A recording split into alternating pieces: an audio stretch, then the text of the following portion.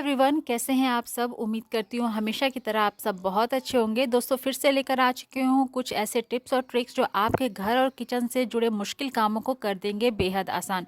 तो वीडियो को एंड तक ज़रूर देखिएगा। पसंद आए तो दोस्तों और फैमिली में लाइक शेयर ज़रूर करिएगा। तो चलिए बिना देरी किए स्टार्ट कर लेते हैं आज का ये वीडियो। आज की मेरी पहली टिप है चाय पत्ती को लेकर। अभी हम चाय पत्ती के पैकेट खरीद कर लेकर आते हैं तो उसको कट करके कंटेनर में फिल कर लेते हैं, लेकिन हमें ऐसा नहीं करना चाहिए। जब भी आप खरीद कर लेकर आए ना, तो ये जो आटा चालने वाला छलनी होता है ना, इसमें रख के उसको छान लीजिए। तो जितने भी छोटे छोटे पार्टिकल्स होंगे इसके पाउडर वाले, वो अलग निकल के आ जाएंगे। और जो अच्छी चाय पत्ती जो रहती है मोटी वाली दानेदार, वो आपका जो छलनी है उसमें इकट्ठा हो जाएगा। उसके बाद आप इसको कंटेनर में फिल कर लीजिए। और इसके बाद जो आप इस चाय पत्ती का जो चाय पीजिएगा ना, तो बहुत ही अच्छा टेस्ट भी आएगा।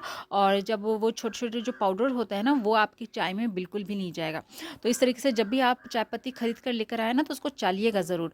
अब ये जो पार्टिकल्स वाला जो पाउडर वाला ये चाय पत्ती बच गया है, इसको हम फेंकेंगे नहीं। इसको हम लोग एज ए फर्टिलाइज़र अपने प्लांट्स में यूज़ कर सकते हैं, या फिर इसको आप भिगो के रख दीजिए। इसका जो पानी है ना, आप अपने बालों में लगा सकते हैं ना। हम जो हरी मेहंदी पत्ते वाली मेहंदी लगाते हैं, उसके साथ इसको मिलाकर अपने अगर बालों में लगाएंगे तो ये बहुत ही अच्छा एक कंडीशनर का काम भी करता है।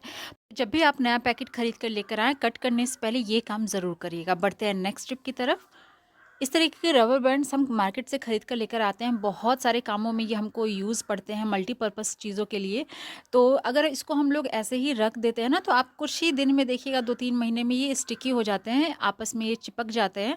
तो ये आपस में ना चिपके, क्योंकि जैसे अभी गर्मी का टाइम आ रहा है, तो ये और भी ज़्यादा जल्दी जो है चिपकने लग जाएगा, स्टिकी हो जाएगा, जिसके बाद ये ख़राबी हो जाएगा। तो इसको आप ऐसे स्टोर मत करिए। आप लाने के बाद इस पे एक काम करिए, पाउडर जो टेल्कम पाउडर होता है ना, कोई सा भी आप टेल्कम पाउडर उसके ऊपर कुछ थोड़ा इस तरीके से छिड़क दीजिए। उसके बाद अच्छे से उसको मिलाने के बाद आप किसी कंटेनर में फिल करके उसको रख लीजिए। तो मेरे पास यहाँ पे एक आइसक्रीम का डिब्बा पड़ा हुआ था, तो मैं उसी में जो ये रबर बैंड्स होते हैं ना, उनको स्टोर करके रखती हूँ अपने किचन में। जब भी मुझे ज़रूरत होती है तो उसमें से निकाल कर इस तरीके से यूज़ करती हूँ। और पाउडर उसमें रखने के कारण क्या होता है कि ये आपस में चिपकते भी नहीं और लॉन्ग टाइम तक ये स्टे करते हैं। तो जब भी आप इस तरीके का रबर बैंड स्टोर करते हैं तो इस ट्रिक को यूज़ करके देखिएगा। बढ़ते हैं नेक्स्ट ट्रिक की तरफ। अगली ट्रिक भी मेरी यहाँ पर रबर बैंड को ही लेकर है। जब भी क्या होता है ना, इस तरीके के जो पंप वाले कोई प्रोडक्ट होते हैं, जैसे बॉडी लोशन हो गया या फिर हैंड वॉश हो गया, तो क्या होता है बच्चे बहुत कस के उसको प्रेस कर देते हैं, जिसकी वजह से एक बार में बहुत ज़्यादा जो है क्वांटिटी में बॉडी लोशन हो या हैंड वॉश निकल के बाहर आ जाता है। क्योंकि बच्चों को तो हम कितना भी समझाएं, लेकिन वो ये काम करते हैं, उनको तो करने में ये मज़ा ही आता है। तो बच्चे तो सुनने वाले हैं नहीं, तो हम ही लोग कोई ना कोई तो ज़रूर ट्रिक निकालेंगे कि ऐसा ना हो। तो ये जो रबर बैंड होता है ना, इसको आप 4-5 ले लीजिए और इस तरीके से यहाँ पर फंसा दीजिए बॉटल के नेक के पास। तो बच्चे कितना भी कस के अगर उसको प्रेस करेंगे ना, तो वो बहुत ही कम क्वांटिटी में ही निकलेगा, बॉडी लोशन हो या फिर आपके हैंड वॉश। तो इस तरीके से एक छोटी सी ट्रिक को यूज़ करके ये जो वाली हमें प्रॉब्लम है ना, उसको हम ईजिली सॉल्व कर सकते हैं। तो एक बार इसको ज़रूर ट्राई करके देखिएगा। उम्मीद करती हूँ ये वाला ट्रिक आपको ज़रूर यूज़फुल लगा होगा। तो चलिए देख लेते हैं आज की हमारी अगली ट्रिक कौन सी है। सर्दियों के टाइम में ठंडे पानी से हाथों से पोछा लगाना मुश्किल होता है, तो इसलिए हम लोग वाइपर का यूज़ करते हैं। लेकिन जब भी आप वाइपर से पोछा लगाते होंगे, तो कुछ इस तरीके से कपड़े को फंसाकर और फिर उसके बाद हम पोछा लगाते हैं। और जब पोछा लगाते हैं ना, तो आप देखते होंगे कपड़ा जो है वो निकल जाता है, जिसको बार बार हाथ से ना उसको ठीक करना पड़ता है। तो ये वाली आपकी दिक्कत ना हो, उसके लिए एक बहुत ही सिंपल सी ट्रिक लेकर आई हूँ, जिसको यूज़ करने के बाद आपकी ये वाली जो प्रॉब्लम है ना, हमेशा के लिए सॉल्व हो जाएगी। तो जब भी आप पोछा लगाने वाले हो ना वाइपर से, तो उस कपड़े को आप भिगोकर इस तरीके से उसको फैला लीजिए और बीचों बीच हमें वाइपर को रख देना है इस तरीके से। और उसके बाद कपड़े को हमें इसके ऊपर वाइपर के ऊपर लपेट देना है, जिस तरीके से आपको लपेटना है। बस इस तरीके से लपेटने के बाद आपको यहाँ पर यूज़ करना है क्लॉथ पिन का। जी हाँ, जो हम लोग कपड़ों को टांगने के टाइम उसको क्लिप करते हैं ना क्लॉथ पिन, वो वाली क्लॉथ पिन लेना है और इस तरीके से हमें कपड़े पर लगा देना है। इससे क्या होगा, आपका जो पोछा वाला कपड़ा है ना, वो अच्छे से लॉक हो जाएगा। और जिसके बाद आप जब पोछा लगाएंगे ना, तो ये बिल्कुल भी निकलेगा नहीं।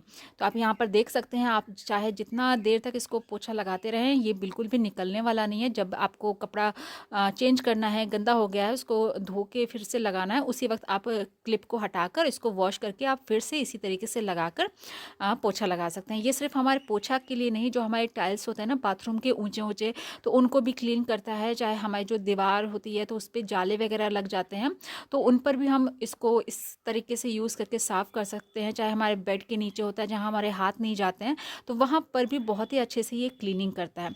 तो बस इस तरीके से 2 क्लॉथ पिन आपको लेना है और आपकी जो मुश्किल वाले जो कि ये काम है ना, बहुत ही आसान हो जाएँगे। तो उम्मीद करती हूँ ये वाला ट्रिक भी आपको ज़रूर यूज़फुल लगा होगा। देख लेते हैं नेक्स्ट टिप हमारी कौन-सी है। कई बार क्या होता है कि मच्छर या कोई कीड़ा ऐसा काट लेता है जिसके बाद है ना थोड़ी-सी इचिंग सी होने लग जाती है, ख़ासकर जब बच्चों को अगर काट ले ना तो बहुत ज़्यादा जल्दी इरिटेट हो जाते हैं। तो उस वक़्त अगर आपके पास कोई और क्रीम नहीं है, कुछ लगाने के लिए नहीं है, तो अगर आपके पास विक्स है ना तो उस जगह पर आप विक्स लगा दीजिए। तो इससे आप देखिएगा जो रेडनेस हो जाती है, स्वेलिंग हो जाती है ना, वो बहुत कम हो जाएगी और जो इचिंग होती है ना वो भी कम हो जाती है। तो अगर आपके पास कोई और क्रीम नहीं है और विक्स है तो एक बार इसको ज़रूर ट्राई करके देखिएगा।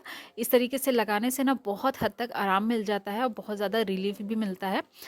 तो आई होप ये वाला टिप भी आपको ज़रूर यूज़फुल लगा होगा। बढ़ते हैं नेक्स्ट टिप की तरफ। हमारे पास ऐसे बहुत सारे सेट होते हैं जो हम लोग कभी-कभार यूज़ करते हैं, कभी-कभार पहनते हैं और हमारी हेल्थ हमेशा एक जैसी नहीं रहती है, कभी ऊपर-नीचे होती रहती है या फिर कभी-कभार हमारे हाथों में स्वेलिंग हो जाती है।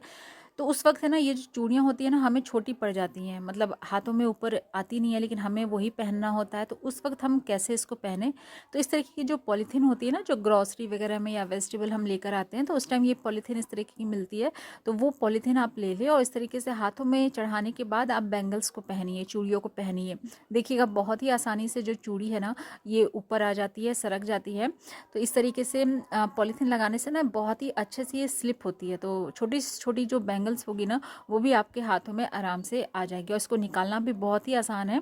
निकल तो और भी ज़्यादा आसानी से ये जाता है। तो इस तरीके से जब भी आपके हाथों में स्वेलिंग हो या फिर आपकी जो चूड़ियाँ हैं ना वो अगर छोटी पड़ गई हों तो एक बार इसको ज़रूर ट्राई करके देखिएगा। आप एक पॉलीथीन इस तरीके से अपने बैंगल्स के बॉक्स में ज़रूर रखिए कि ताकि इमरजेंसी में जैसे ही आपको ये पहनना हो तो आप उसको यूज़ कर पाएँ।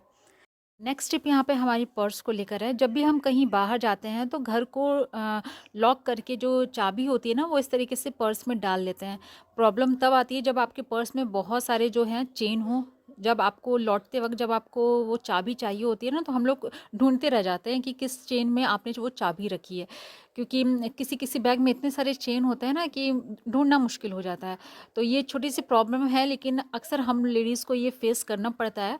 तो जब भी आप इस तरीके से कभी बाहर जाएँ और कीरिंग आपको लेकर जानी है ना, तो यहाँ पर आप एक सेफ्टी पिन का यूज़ करिए और एक चेन में जो लॉक होता है ना, उसको इस तरीके से फँसा दीजिए सेफ्टी पिन की हेल्प से।